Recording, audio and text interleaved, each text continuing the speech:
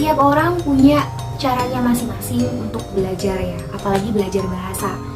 Dan menurut saya belajar bahasa adalah proses belajar yang lama gitu, yang nggak bisa sehari dua hari langsung fasih gitu.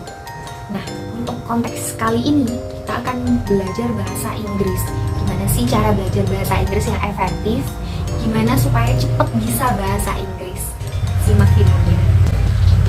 Hello everyone, aku Eli, mahasiswa sastra Inggris Universitas Trunajaya Madura. Di video ini aku akan berbagi pengalaman aku dalam belajar bahasa Inggris. Setiap orang punya caranya sendiri dalam hal belajar. Nah, kali ini aku akan berbagi cara versi aku pribadi. Dari beberapa metode yang pernah aku coba, 3 ini yang paling efektif. Yang pertama adalah niat. Ini penting teman-teman, karena kalau kita punya niat yang kuat, insya Allah sampai akhir kita akan konsisten. Belajar bahasa ini kan proses yang nggak sebentar. Kita butuh waktu yang lumayan lama untuk menguasai suatu bahasa yang bukan bahasa ibu kita.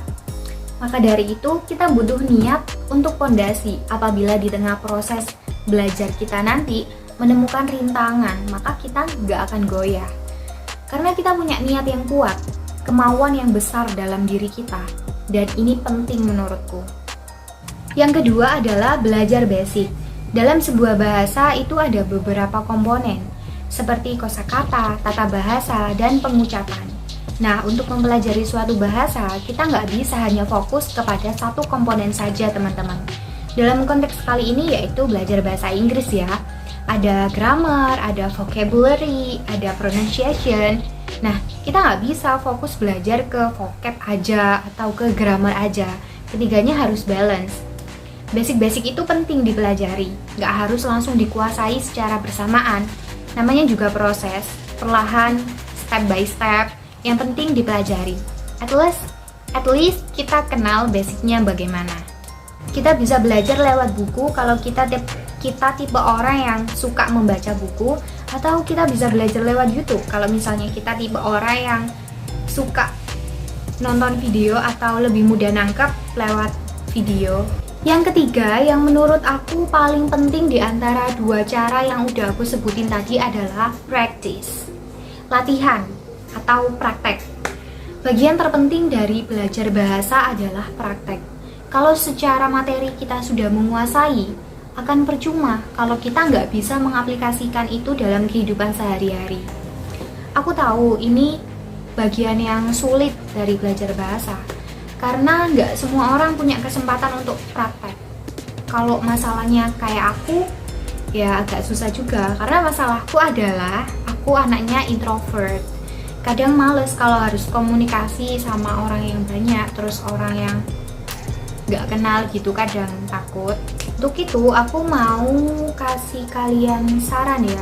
Kalau misalnya permasalahan kalian sama kayak aku, anaknya introvert, kalian bisa pakai beberapa aplikasi. Sekarang banyak banget kok aplikasi yang bisa menunjang praktek kita dalam komunikasi bahasa Inggris, kayak chatting atau bahkan video call atau cuman call kayak gitu, kayak cuma telepon.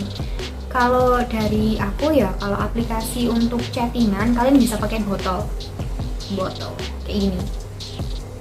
Nah, kalau misalnya kalian mau tatap muka sama orangnya tapi secara nggak langsung kayak video call gitu on screen, kalian bisa pakai Omi TV. Nah, Omi TV pasti udah familiar banget kan kalau misalnya Omi TV, karena emang bisa, cuman harus selektif ya. Kalau misalnya kalian mau ngomong sama orangnya, berbicara sama orangnya langsung, tapi kalian nggak mau lihat wajahnya, kalian nggak mau video call, tapi cuma call aja, kalian bisa menggunakan aplikasi Goodnight.